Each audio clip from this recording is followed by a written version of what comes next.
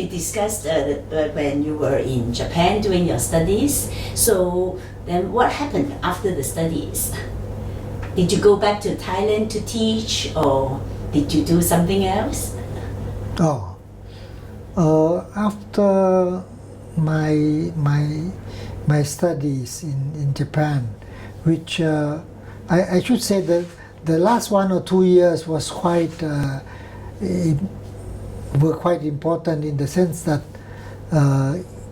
it was a continuation after 1976 October 6 event, after the student massacre in Thammasat University, and then there was a coup d'etat, and after that there were many people arrested, about 3,500, and many people fled to the jungle. The jungle, as you might recall, the Thailand jungle was led by underground party, Communist Party of Thailand.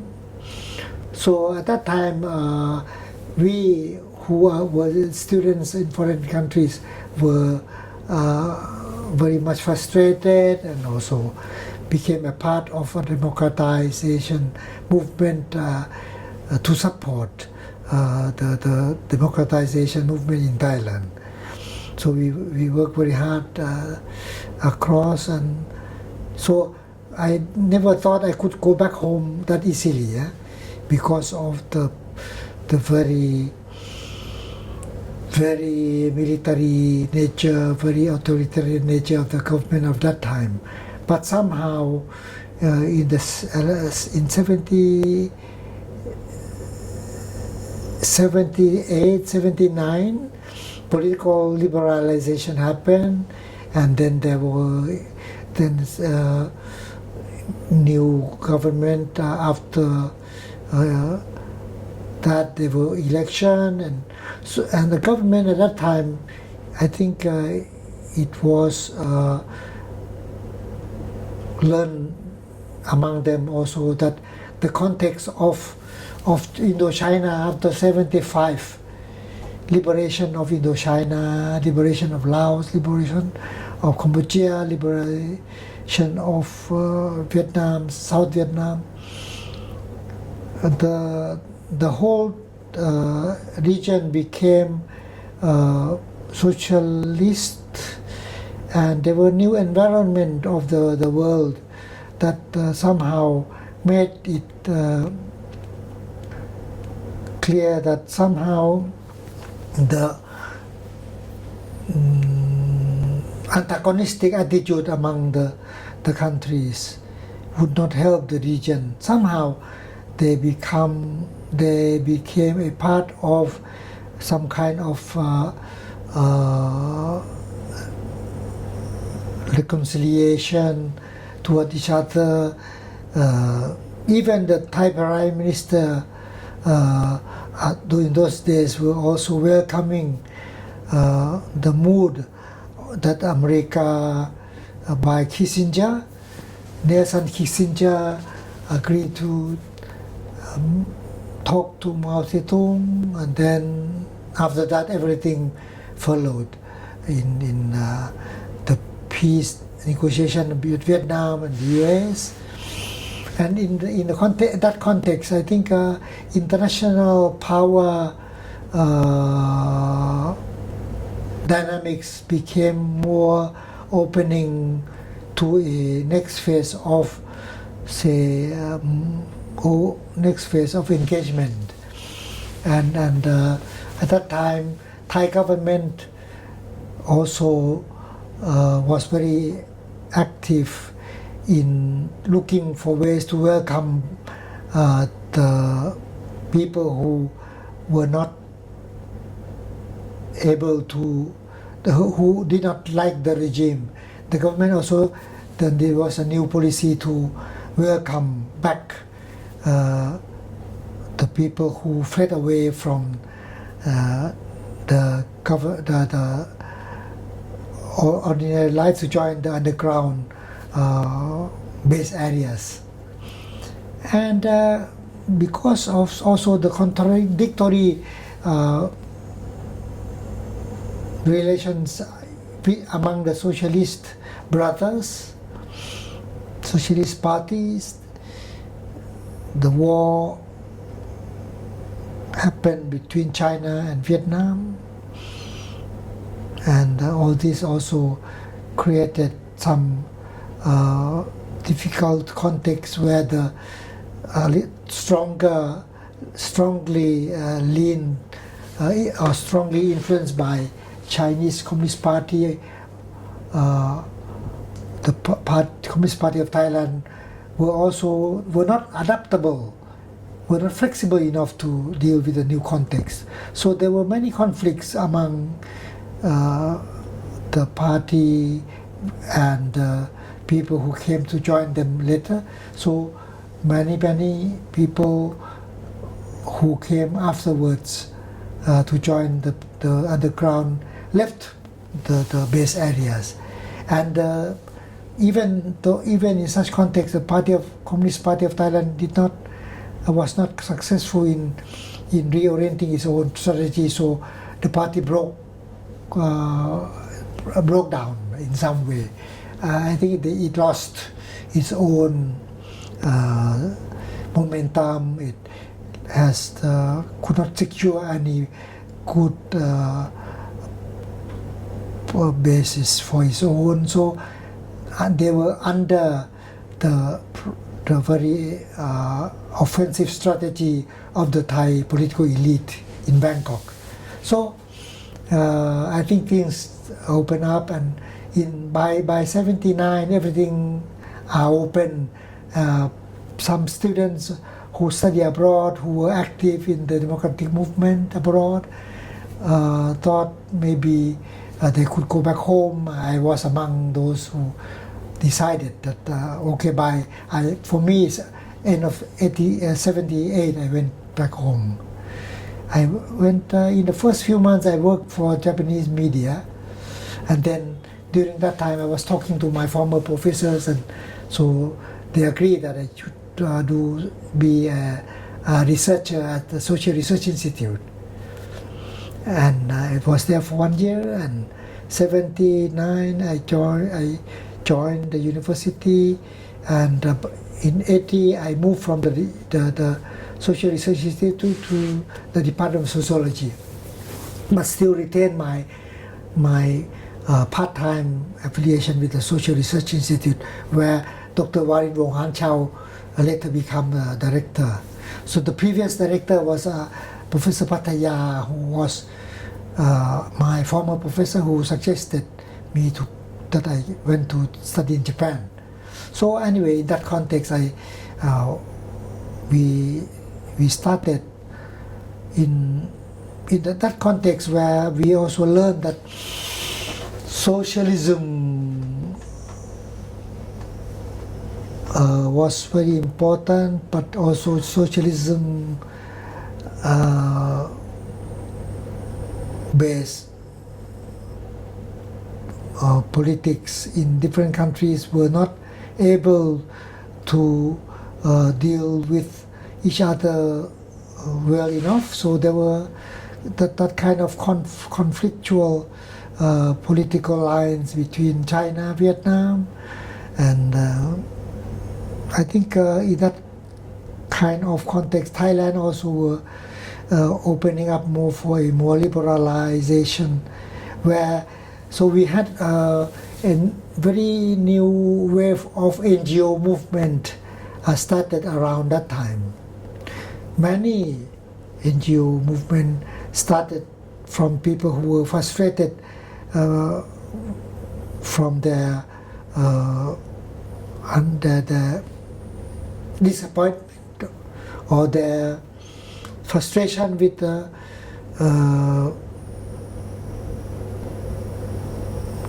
party line development strategy, or not happy with the status quo but they look for a different way of more participatory development. And many were oriented to people's knowledge approach and participatory action research. And in those days, I was much along that line. And so in the Social Research Institute, with a few friends under that atmosphere, we started alternative development studies program. So I was much influenced by the global interest in the maybe the third approach, or the third Prince approach. There were some, like internationally, there were liberation in theology. There were also people like Gerrit Huytzer. There were people from in Latin America, especially. There were many of that orientation of Paulo Freire and all this. So they have been quite influential in our readings, and so we, along that line, I also met friends from who started the founding process with Arena, and so I did not join the founding meeting in Hong Kong, but I met Lawrence after that, Lawrence Surendra, the coordinator of Arena, and then we organized some important meeting for the council meeting in Thailand. So those days in Chula, there were apart from Dr. Warin Wong Chao, who was very active, and also we had Dr. Pricha Piampongsan, who with his German educated background. So we were also in those days much in close collaboration with Arena. I met in our meeting Murai Nakamura. I think in '86 we had a first council meeting, and somehow I was made a chair of Arena, and that opened up my friendship with many people. I was able to have meetings every year, and those days, through Lawrence's hard work and his devotion, we had met many friends in Malaysia, like Nasir Ramasamy, and in Indonesia we had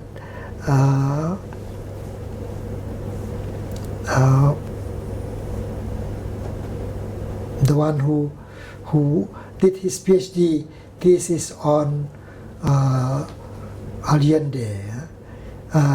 He told me the code, the operation code for Allende coup d'etat move was Jakarta. So I think it was 72 where the socialist president of Chile was toppled by Pinochet, and Pinochet, a code of operation was Jakarta, and it was, for me, it was eye-opening. And that friend who I have to think of his name, but he did his PhD with someone well known in sociology at Harvard. Anyway, so we Syed, under Malaysia we had Syed Hussein Ali and Jomo, and we had I had much respect for Syed Hussein Ali, And in Philippines, certainly along that time, I think in around 80s, there was a very, very important intellectual project initiated under the moral and intellectual leadership of Musha, because Musha was vice rector of United Nations University, Sucat Moko, and Indonesian. And Global Perspectives Project, it was called. Global Perspectives Project, it was about the global transformations. It was to be approached from the different continents. African, led by very well-known sociology and a philosopher. I have to look at the note, but the name is very familiar with some of us. In East Asia, East Asian Perspectives Project. In Southeast Asia, is Southeast Asian Perspectives Project. So we had Randy David as the coordinator of such, and under that, for Thailand we had Warin Wong Chao as the leader. Under him, Suthi and I,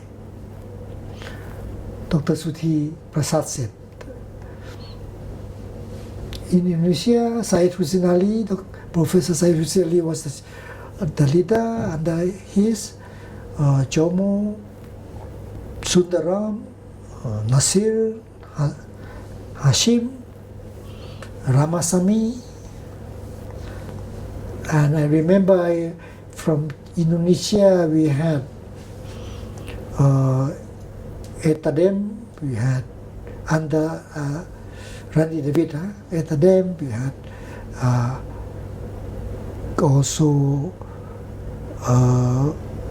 some others like Ed Garcia and Alex Magno and a few others. The Philippine team was much more English speaking than other teams, and I think so they were also well organized. And I remember we published under that called Southeast Asian Visions, where there were journals of a research project. So those were in the second half of the 80s. It was very educational, very much intellectual solidarity activities under those periodic research meetings.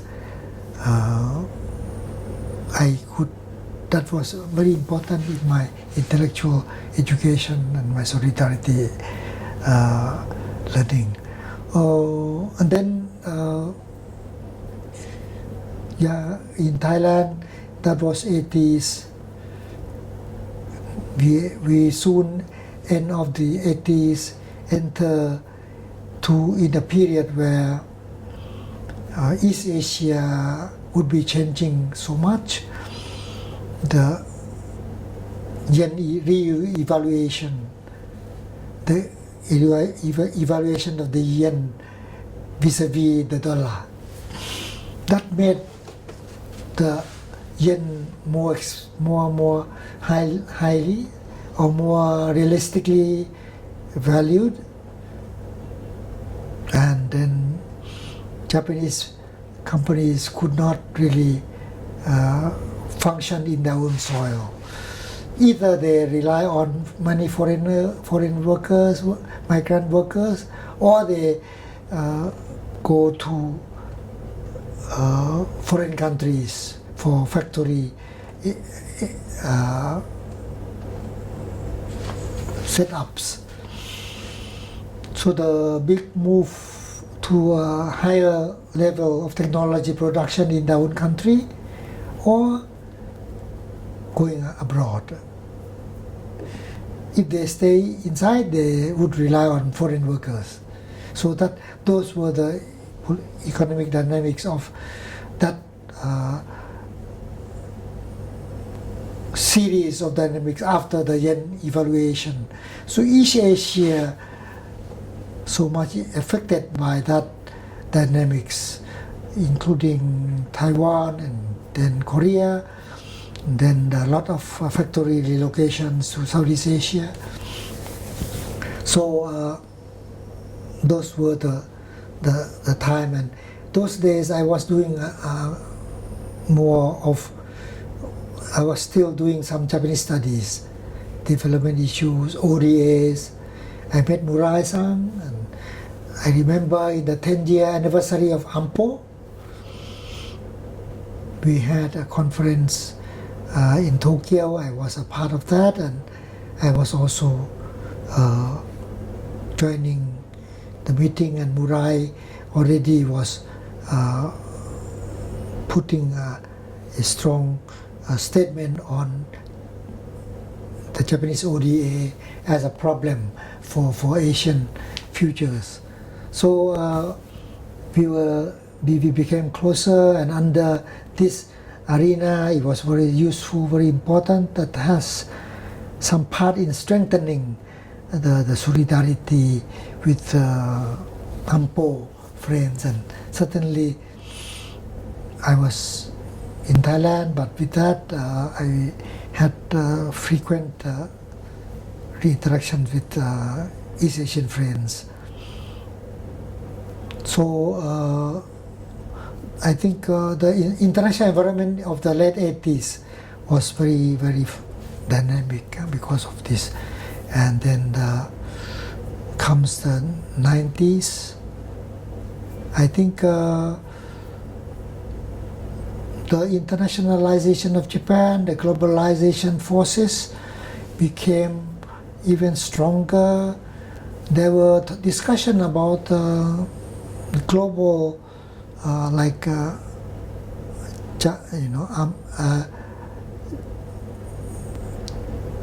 what is called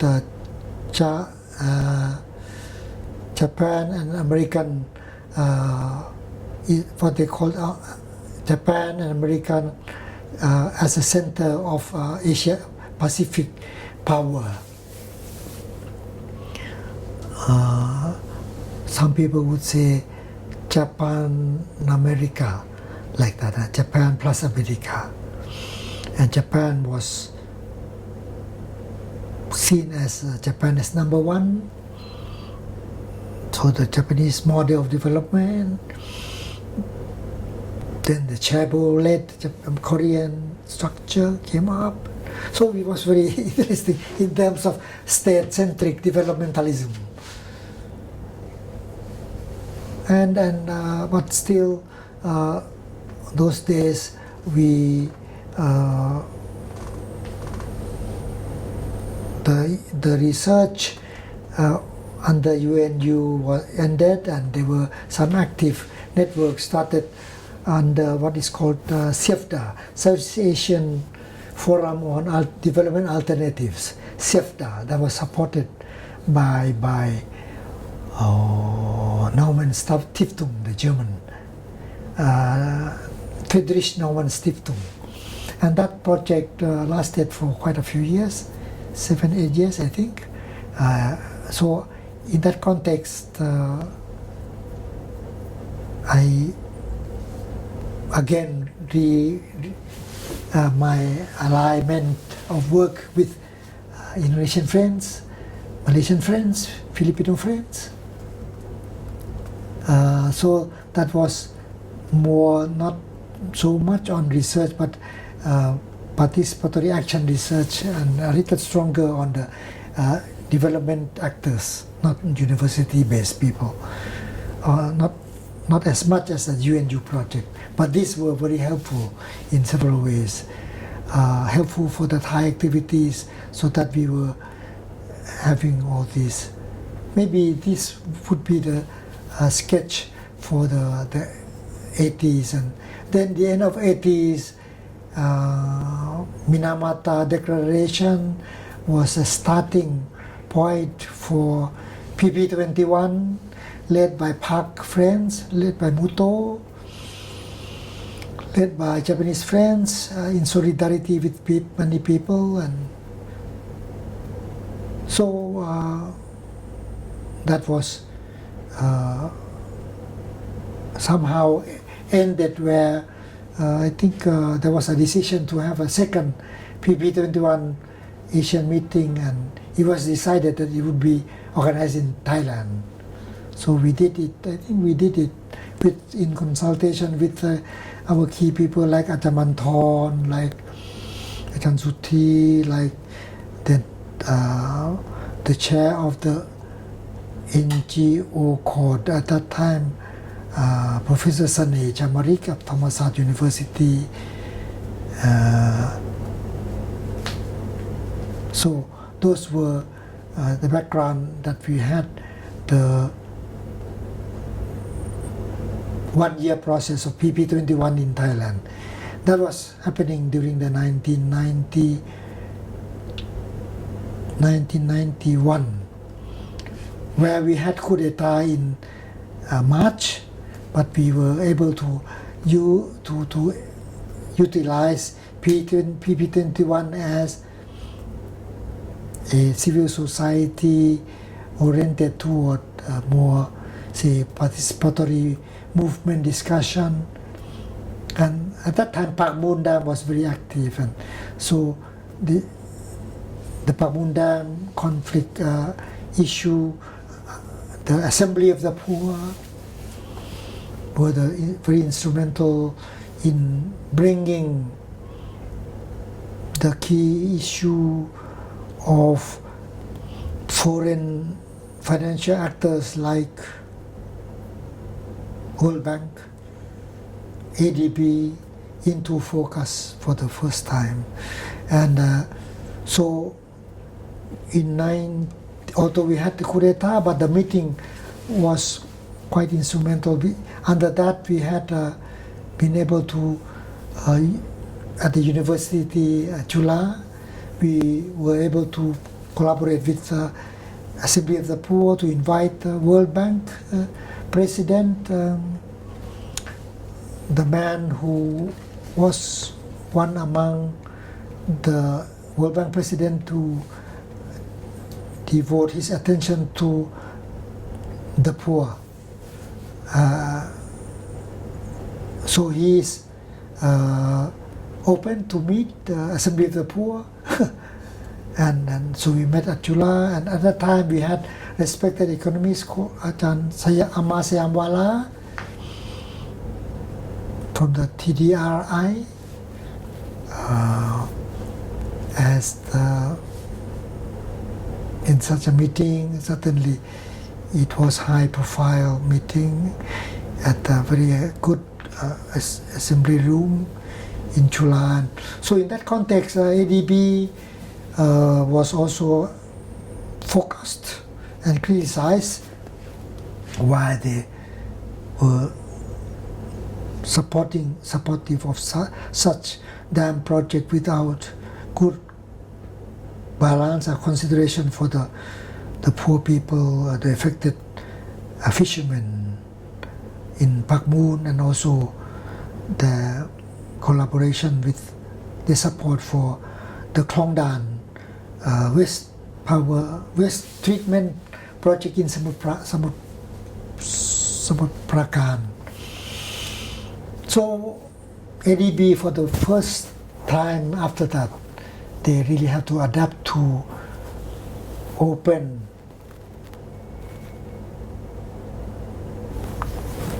for accountability, and the environmental guideline was made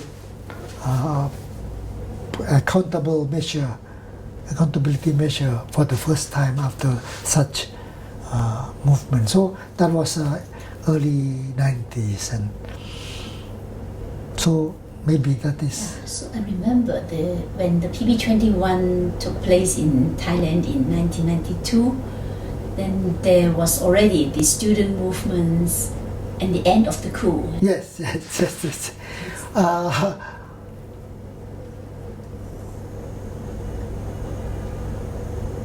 The coup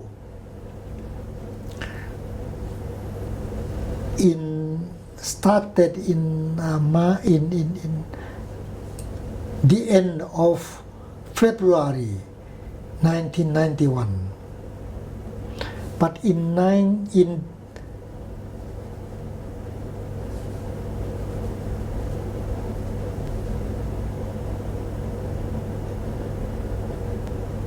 by the time of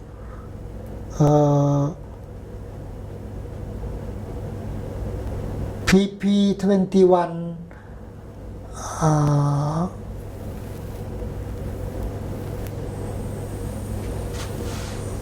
major event, culmination event in sometime in December 1992. In between May 1992, there were mass mobilization. 92 May 18 was what was called Bloody Sunday. I think Bloody Sunday or Bloody Wednesday, I forgot. But that was the day where the military shot.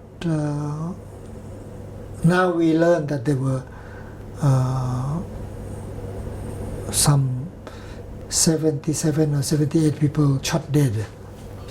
There were many people, bodies were put away, but that was learned afterwards. But anyway, that after that military, the government of Suchinda Krapayun failed, and then there were new stage of democratization, and then there were that prime minister, appointed prime minister was Anand Panjarachun. There were 1 year, and then there were election, and then after that there were new constitution, which was to be broadly and broadly participative process throughout the country, which came into being as a constitution in Thailand in 1990. I think in 1994. I think, yeah, that was. So that was the. Oh, the constitution came into being in 1997. Yeah. So that process. So we had what you call interim constitution, but the real broadly participated constitution took some longer than 1 year. Yes.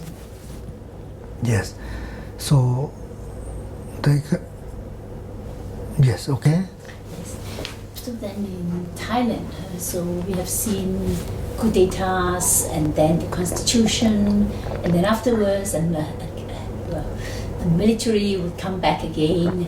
And so you were saying that for in educating students, you would like to draw them to transborder kind of global citizenship kind of things, rather than just being very situated in the local national situation. But then, of course the two do not contradict, but Thailand has been, we have seen this difficult path of so-called modernization. And I don't know whether you are ready to talk about the current situation where you have the military having control over the social security. So could you in some way summarize the kind of development path that Thailand has gone through and the kind of political turmoils there have been? Well, it's a rather big question. Yeah, I'm trying. but maybe that could help us also understand the current situation. Yeah, where we see Thailand because with the red and the yellow shirts, and then the military imposing the martial law. But then at the same time, Thailand is so central in the region and is taking advantage also a lot about the opening of Burma and extending its influence. So yeah, in this particular, how can we understand the situation in Thailand now? The key issues is the relationship between the state and society. The key issue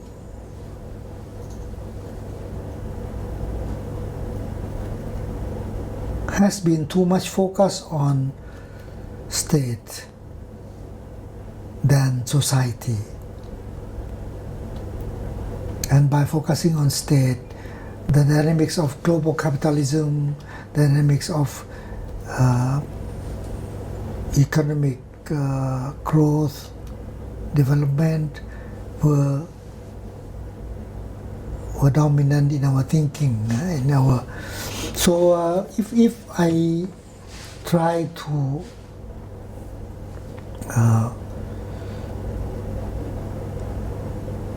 put this in the context of the present Thailand,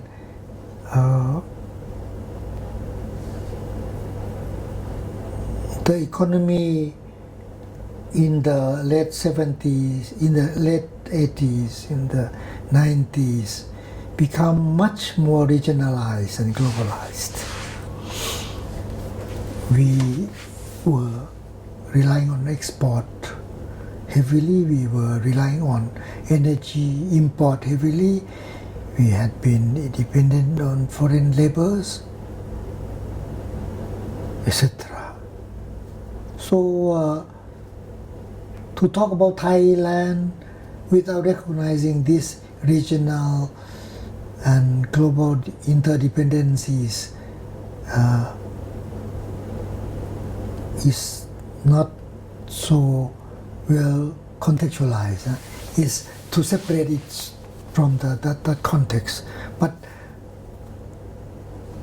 we can see only the visible part of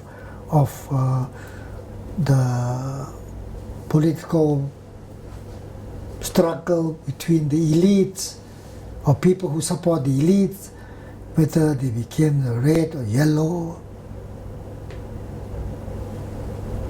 But in that kind of political struggle, or I would say power struggle between elites, they were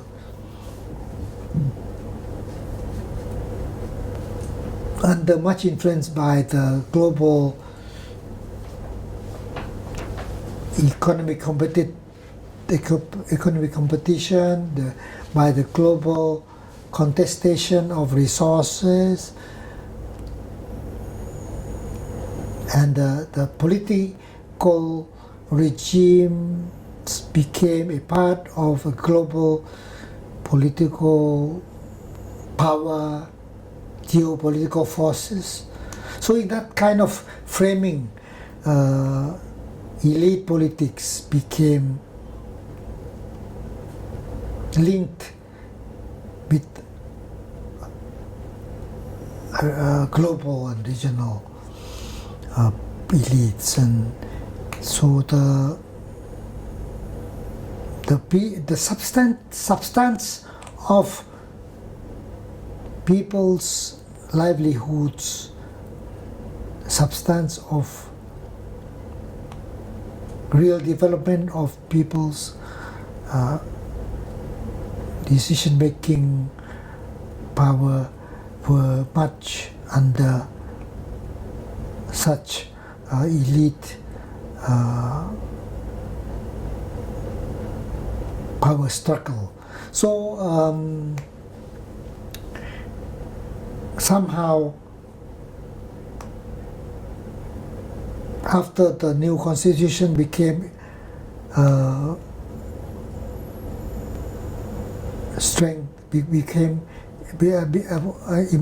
institution became a reality, election came in and we had a very good election, and the government came into being as a very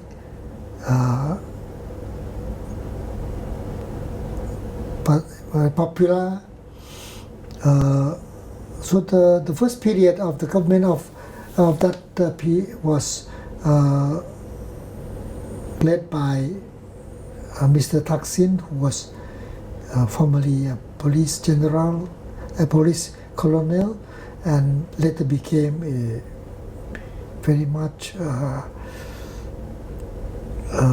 active in international ICT and technology, communication technology, capital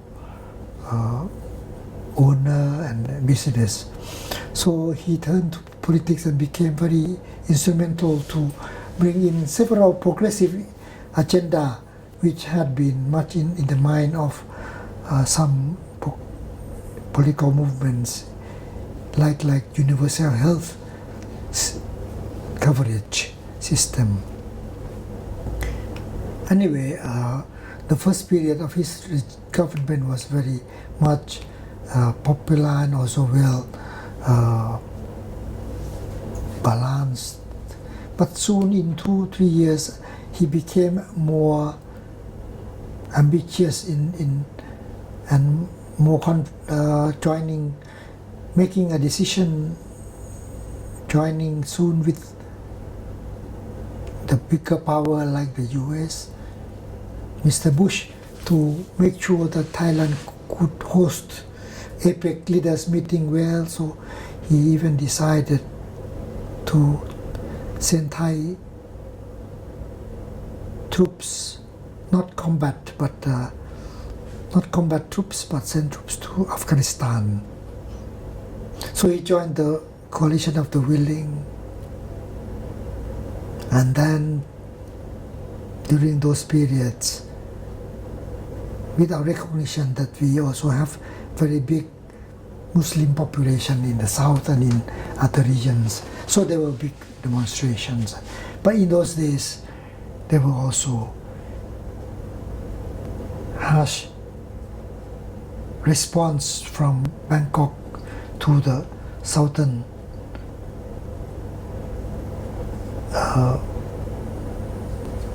movement of, there were some criminal acts, but responded harshly, and in terms of verbal language, the Prime Minister, Mr. Thaksin, was very rough toward the Muslim. He used the word Muslim thieves, like that.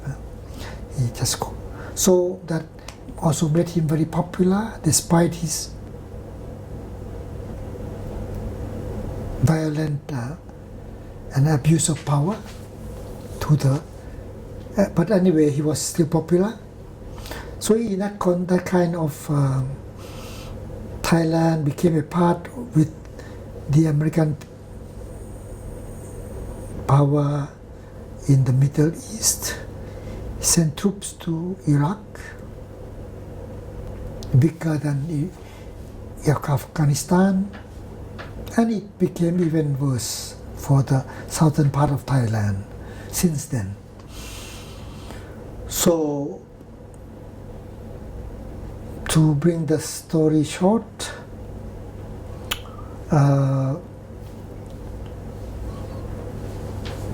with me or against me logic of power regime, the national politics became not deepened in terms of democracy, but more polarized, but more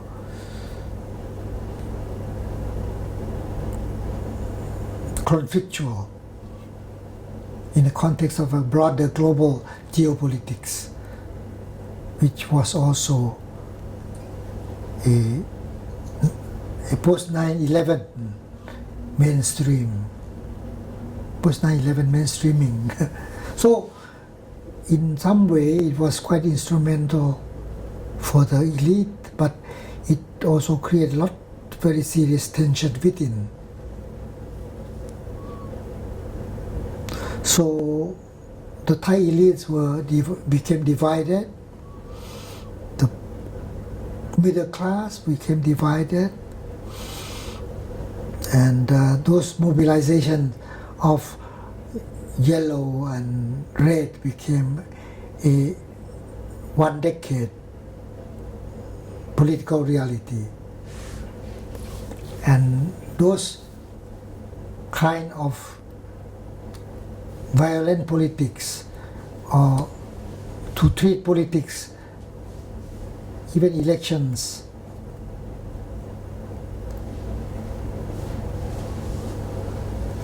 like almost like war. So it made many events which became very, very violent in terms of struggle. So there were, I think, Thailand were caught until lately meaning until the coup d'etat. There were coup d'etat in during this period, 2 of them. One in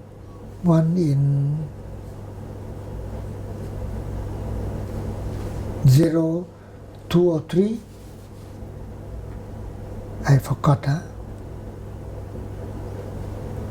The other in 4. One in 09, the other one in coup d'etat in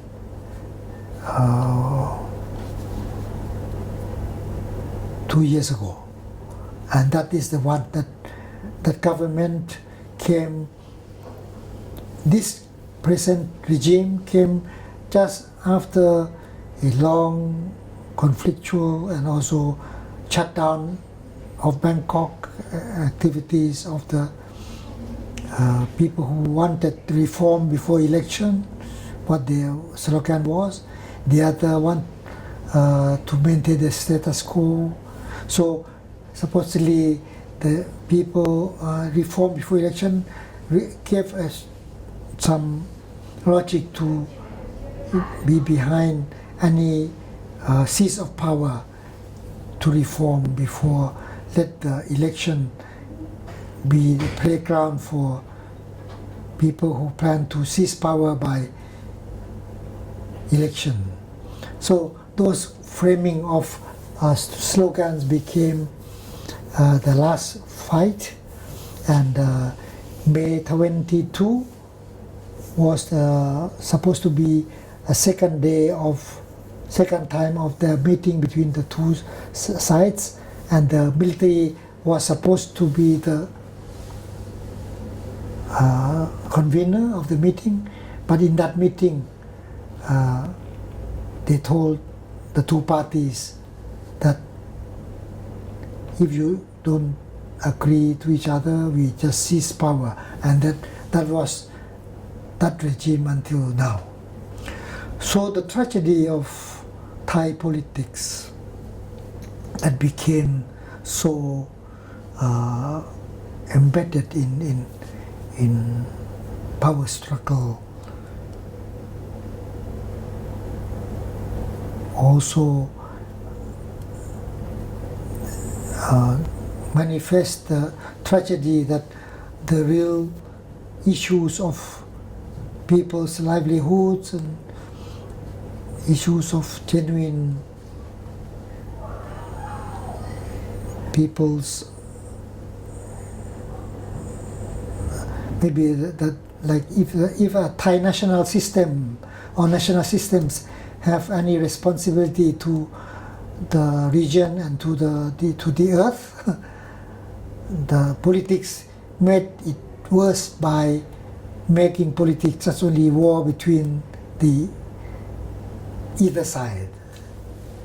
So politics were like war. There were street violence, there were bombs, and people were also fed up, but it was seized power by the military. Yeah? So that tragedy must be overcome by bringing the genuine democracy, which is also responsive to the national responsibility, regional responsibility to the earth into the agenda, not just making election as simply election, simply a measurement of anything progressive, and then to avoid or to create a favorable discussion for some more substantive issues of change for all sides. The victims of violence, very few people pay attention to them, the families of the dead, and so when people are so much preoccupied with partisan issues, it's so sad that smaller people are not attended, and these are issues. So the Thai capital, Thai economy have gained much from the neighboring and much from the overseas fishing, much from the illegal migration regime, whatever, or from purely monetary calculation of energy by buying energy from neighboring countries. So I think it is too narrow, too limiting to frame the Thai challenge of Thai democracy only in the national bordering. But certainly we really have to face the reality that election must be, people's votes must be respected. Now, like referendum of constitution is coming in August, but the military government is not opening the spaces for adequate debates, and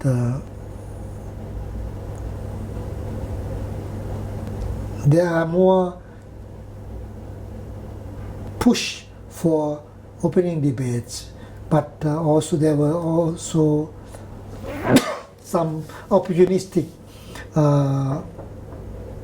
sides, but I think that should be respected as long as it's not violent. But I think the government now is not that open, and so this is not very legitimate.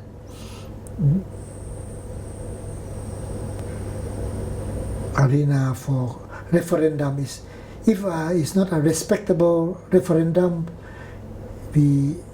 I fear we will have this cycle of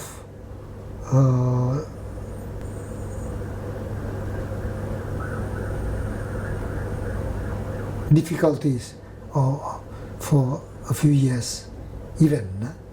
So the sooner the elites realize that there are boundaries of social dialogue that must be respected, and without respecting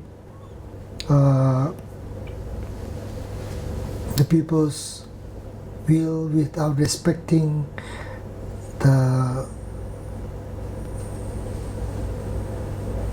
without creating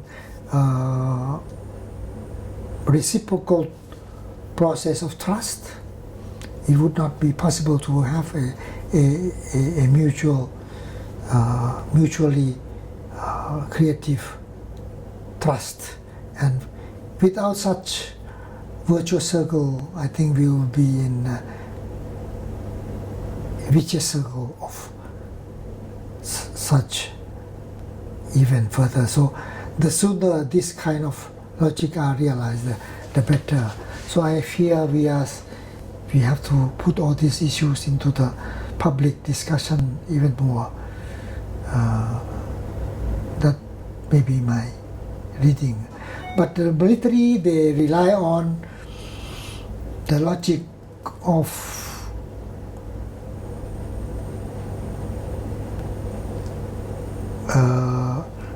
fear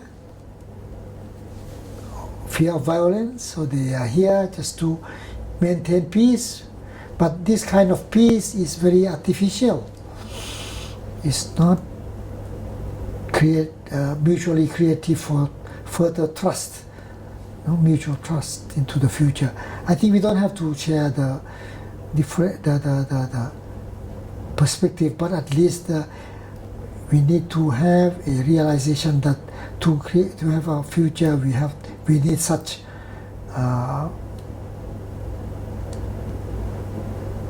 serious attention to each other's wish and hope. And I think I'm still worried about this present context. Yeah. Maybe you have some more tea first? Yes. So you drink your own? Yes. Okay, thank you. Thank you. Thank you. And you also drink your own? Yeah. Yes, thank you. You better do this. Check. Check before drinking. Check. Yes. It's okay. Is it okay, the test? Yeah. It's Okay. nice. Good.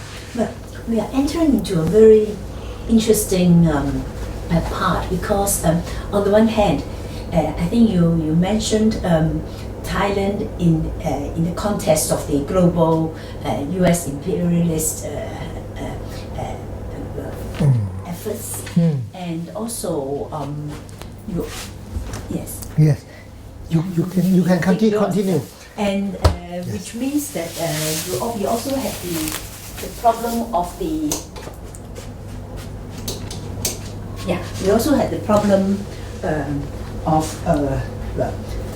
Thailand because of its involvement in Afghanistan and in Iraq. Then it also somehow caused the antagonisms within Thailand with the Muslim population in the south. And that's one aspect. But then the other question is also about the Thai civil society and the people's kind of involvement. So you mentioned that the Thai Communist Party actually was dissolved in the late 80s or early 90s, yes. But then I also heard that in fact a lot of very good people who wanted to fight for social change had tried to be involved in some kind of social work. So that is also one interesting aspect. Yes. So maybe could you say something about, for example, how on the one hand there's the state, the capital, the relationships with the US, but on the other hand, the way the political society or the civil society is organizing, because I think the Assembly of the Poor has been so famous for the kind of work it does among the poor, being very self-reliant, not dependent on funding, and of course in the later stages then it also got involved, I think, in the social splits in society. But maybe now that we have seen all these problems, so could there be some kind of strategizing of the people's groups, and also not so much reliant necessarily on the NGOs, because NGOs also tend to have certain kind of ideology and certain kinds of restrictive frameworks. So, for example, we also see now it is in the context of all this neoliberalism, where the economy is really getting bad, and so maybe the government couldn't now also afford all these social welfare kind of things for the people. So. Could you give us some kind of description of the kind of civil society approach? Although that so-called civil society is also split into red and yellow and the gray areas. Thailand civil society has become a more important forces since maybe late 70s, very clear 80s onwards. The genuine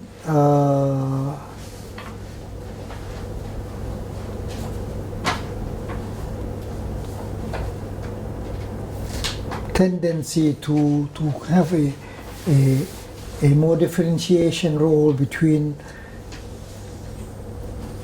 NGOs and more grassroots appear from the beginning not so clear, but in the latter stage I think became clearer when there are conditions that NGOs have different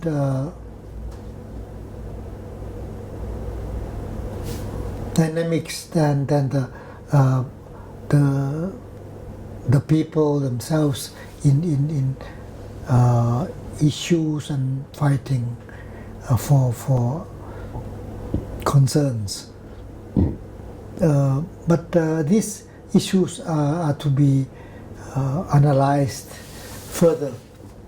But I can only say that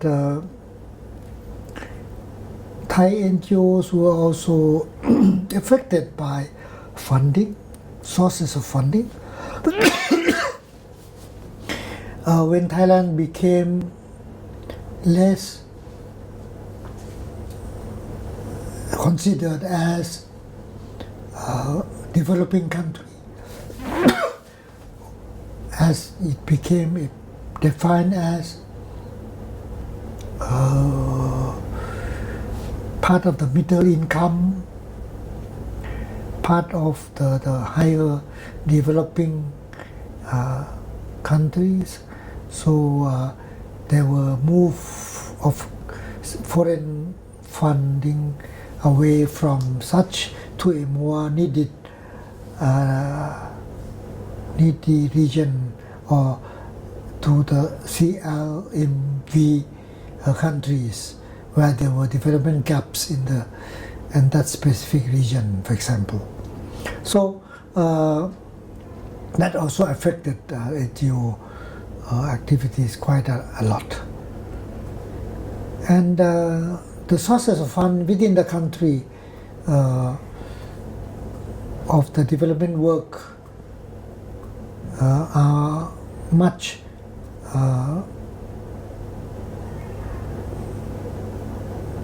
are facing much gaps with more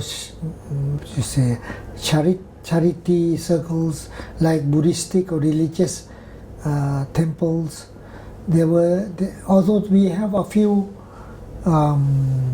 social concern Buddhist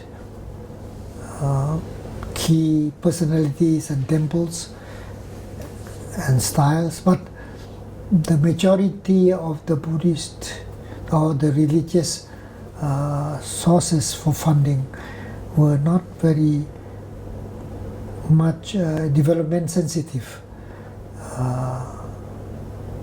They were more always establishment oriented or charity. Anyway, we can say that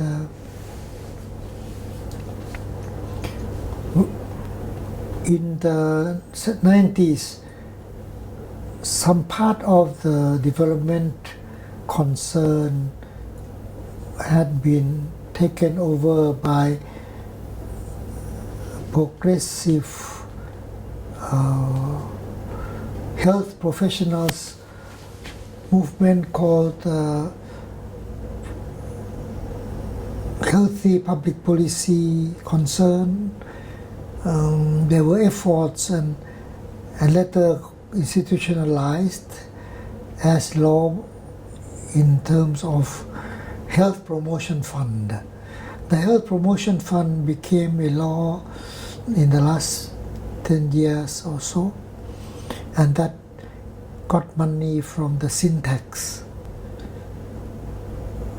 taxation from tobacco and alcohol, and that part is accumulated, became a part of health promotion activities or any activities that could be identified under the broad meaning of healthy concerns. So that has been a part of NGOs and civil society, and also partly grassroots activities until now. However, this source of fund, including these orientations, were not free from the color politics. A little strongly influenced, maybe more strongly influenced by the kind of yellow, or more independent. So, but these days they are still adaptive, and they have, I think, the mainstream or the key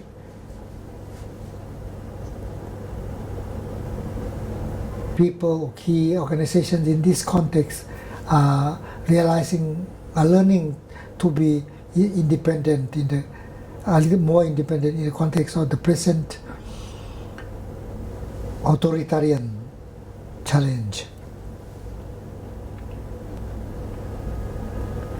People have been more alert lately. They were also important forces to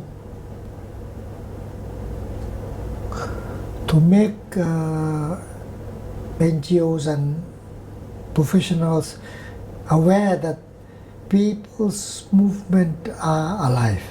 People's movement need autonomy, need to be seen without being recognized as a part of the power game, but having their own demands. So that we could see from the health demands of people affected by mining, people who were very unhappy about the nuclear power, coal power plant, people who, residents, urban or rural, who are not happy, who are very much frustrated by the policy decisions of the present regime in terms of waste treatment plants, and also electric generation plant to be built with biofuels. So there are new kinds of concern related to these new issues, and This, if they are yellow, some people would say they should not be too strongly against the government. But these people know that they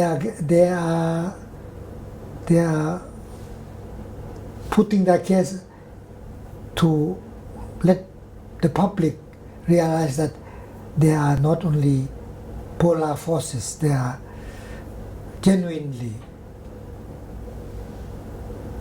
dissatisfied or genuinely concerned people's movement and community. So these are interesting forces, and I think this should be important. This kind of have been very helpful in allowing the Thai public to be aware of a complex framing beyond just national power, national regime, or it should also make regional people, including global people, are aware that if we look at in the national level of political realities, maybe we would miss the sub national level, which they are even more lively, democratically fighting beyond any concern of who is to be winning between the red or the yellow or whatever. So you are saying that actually Yes. the ecological issues related to people's livelihood Yes.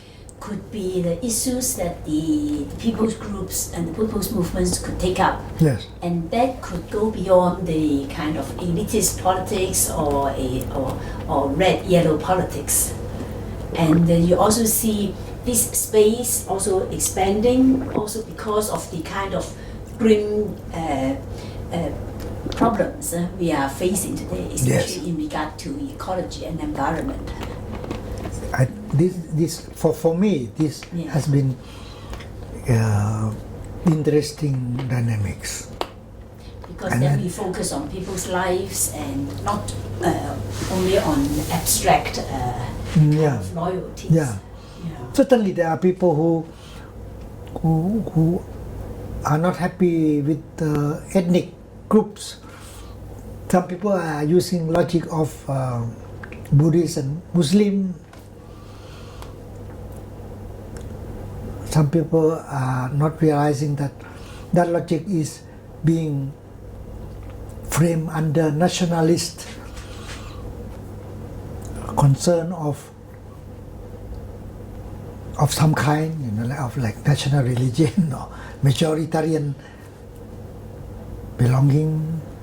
But I think these are to be looked into more concretely, and yeah. So my last question is, we come back to your personal life. So in the last 20, 30 years after you returned to Thailand and you were working as a professor and researcher, but also linking with the different movements. So what were some of your happy moments? Oh.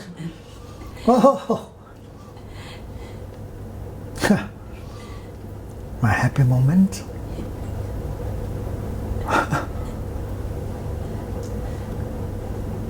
Maybe when we, I think the happy moments is I don't know, maybe when we feel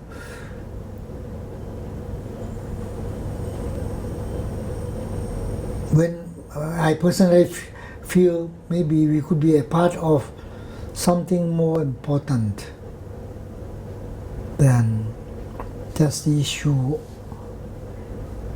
of our immediate concern.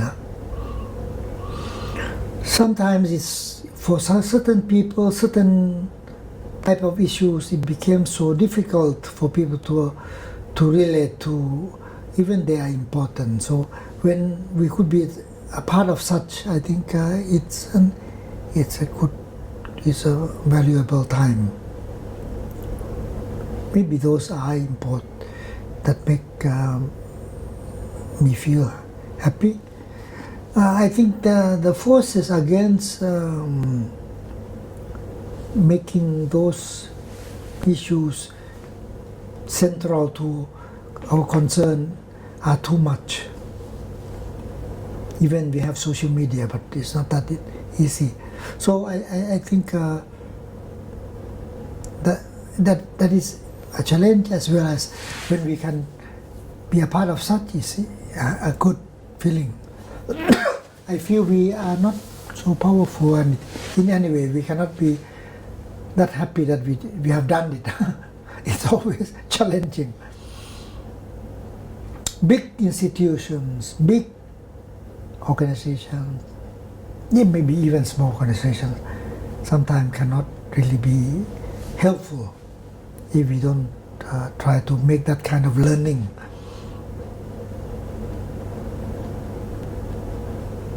a part of this moving ahead. So in those moments I would feel happy. Maybe that is happy also to see old friends and people who, some people devote their life for anything, and sometimes they even forget their own personal concern. So I think if we are happy, maybe when we are happy to be able to see them in health, in good health. Sometimes we don't know how to support even. But those are, yeah. And you travel quite a lot. You go to Africa, you go to... Oh, I try to, but not as much as Professor Lau Kin Chi. I don't travel, I travel a little more than Raymond.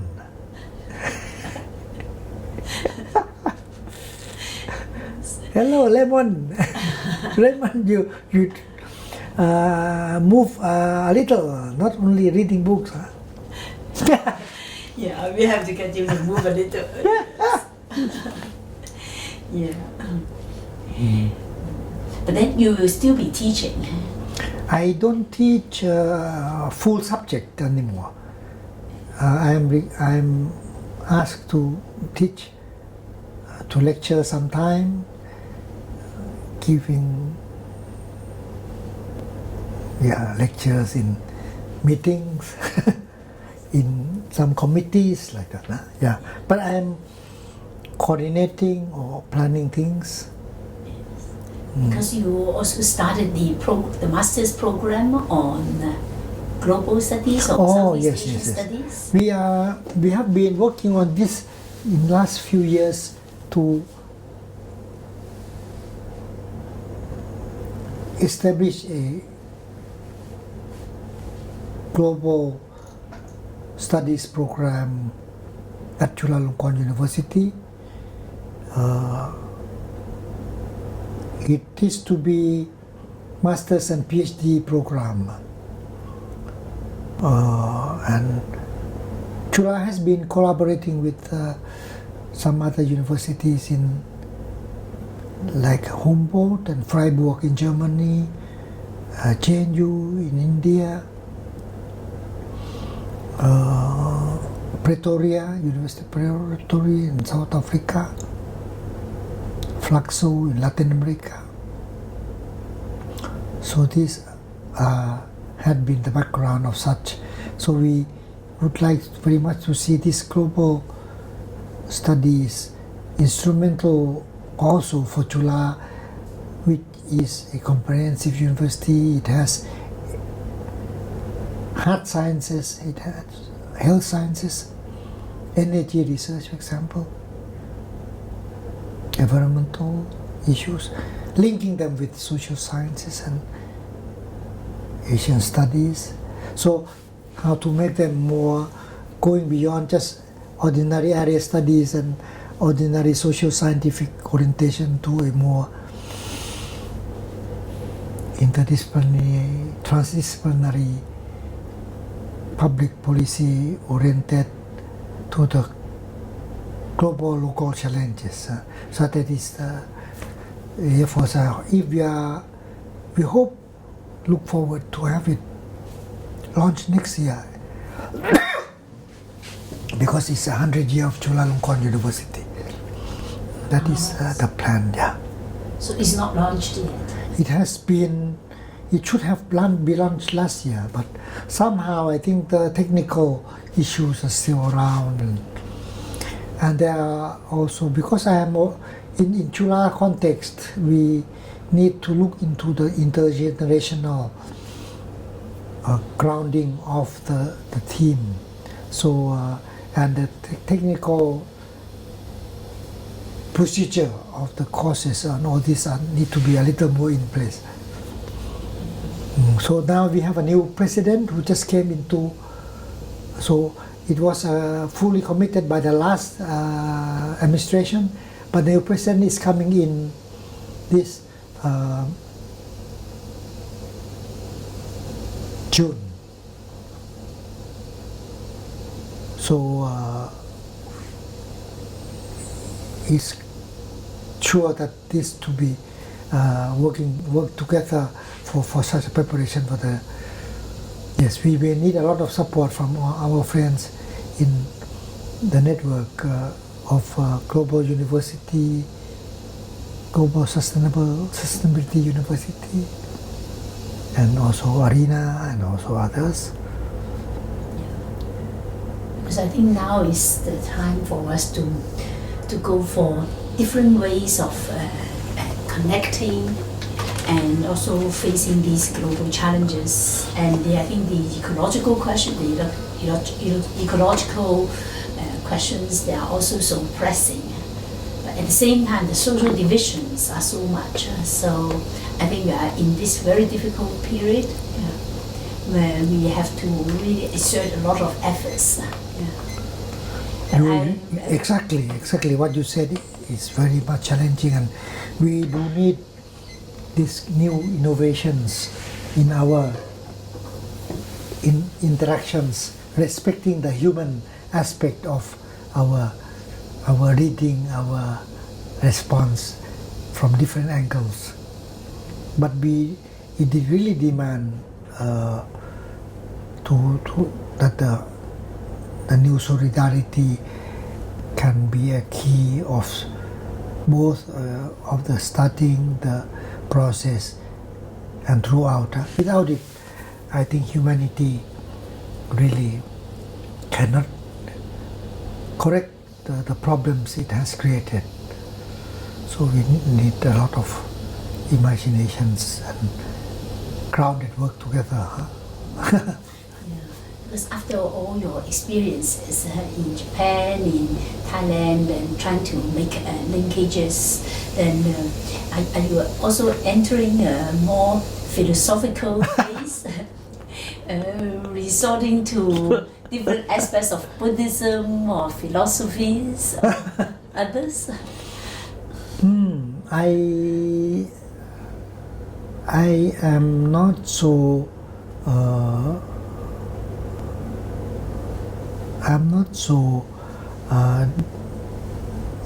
terribly deep in my thinking, but certainly I think some basic philosophical thinking necessary. We don't have that much time left for our life, myself, and I have to learn from my senior friends who are somehow still active. Musha, Muto, François Suta, these people. So but really, how to create this cross-continental interaction more meaningfully for not only for the old generations like ours, but also linking them to the newer generation together. That is how to create the ownership of this kind of agenda together. We don't know the answer, but everyone must help to find answers. But certainly we seem to have common concern and responsibility. So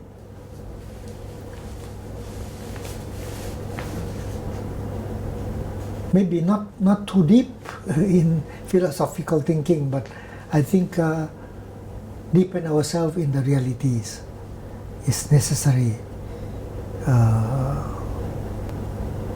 I think the momentum of change demands deepening our approach and thinking, because the forces that split us are strong.